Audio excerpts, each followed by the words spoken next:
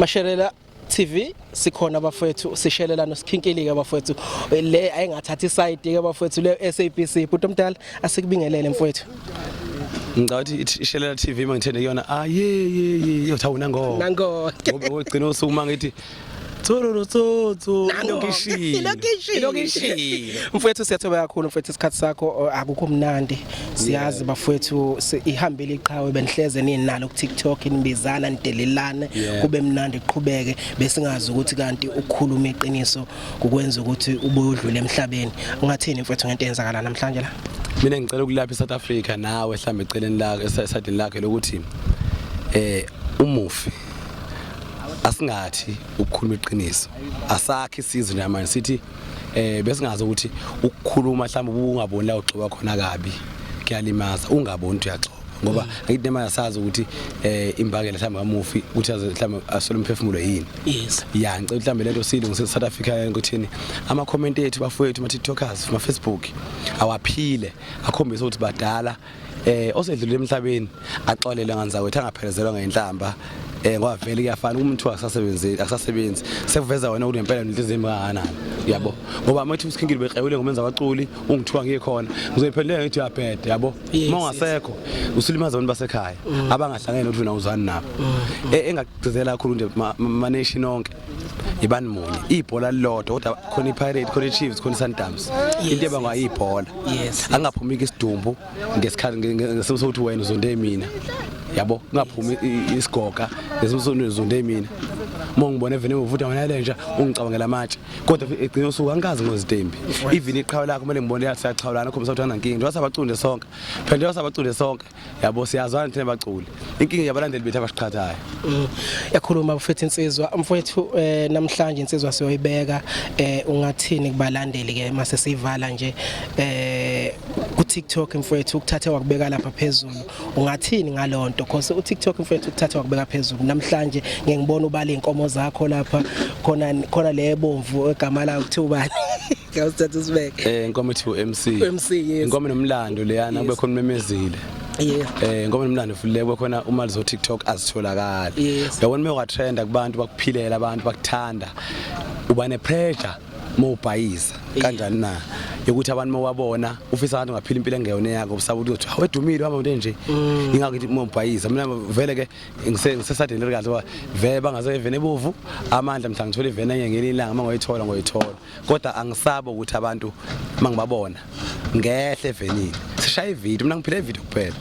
okuthi uTikTok njengoba ungazi kona noma usungibona eduze futhi nginankinga mina yabo nento engayiveza futhi kubantu ukuthi kubhlungu ukuphila impilo engaphelela ubagcina usuma ngibona emall uthi ye ufuna kuphendula vele phela ushunu wami loyo yabo ayithi yona into engiyiplante kwena inhlizweni yakho uma ngibona nje lakho umuntu ku-event athi ngifuna ubona usikhinkile kuphela nje isithombe kodwa khokho 150 weticket u200 ukuthi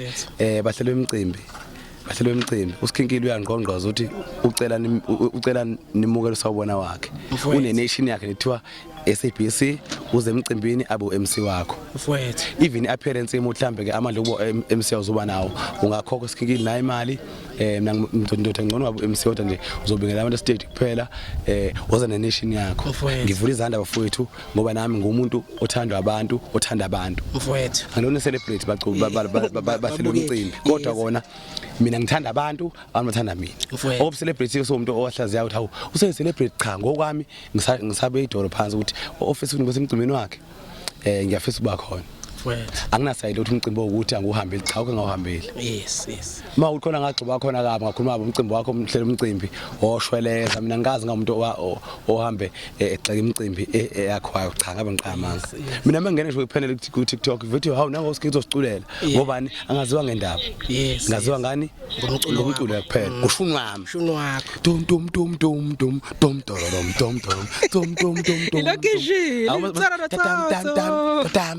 ilokishini itoro hey awufuna futhi nanyana lento yazi abantu futhi hey bafowethu mfethu yazi ukuthina abantu bayakuthanda mfethu siyakuthanda mfethu yinini enenza ukuthi masingena ku TikTok sazi siyohleka ukhona usikhinkile masingena ku Facebook sesinibona ama video siyohleka ukhona usikhinkile emase elentuzaneni ko WhatsApp sifaka ama video enu bafethu kuma status iyasithokozisa lento iyasijabulisa senza sikhuleka mina into ebona mfethu mhlawumbe abantu abaningi abakhola kakhulu kona kumina ukuthi mina nginto eyodwa ngisho ngithiwa ngibindaba mina vele akufiki ngiphendule enhlamba vele kuhleke nje uvele ubona ukuthi uyayikhokela into usinedwaleni la ngobani ngiya understand ukuthi kuyenza kube nalo feeling ukuthi usikingiyazi banginyanyisa ngiyazi ukuthi ukunyanyisa namhlanje kusasa umuzwa wakho uzozofike le video engizoyenza yanomcelo umthandayo umthembile mase hawu iyaphila le ndoda ngoba mina angithi anginasayidi mina umcelo ngidlala nje engisuke ngikhumbula leso sikhathi yabo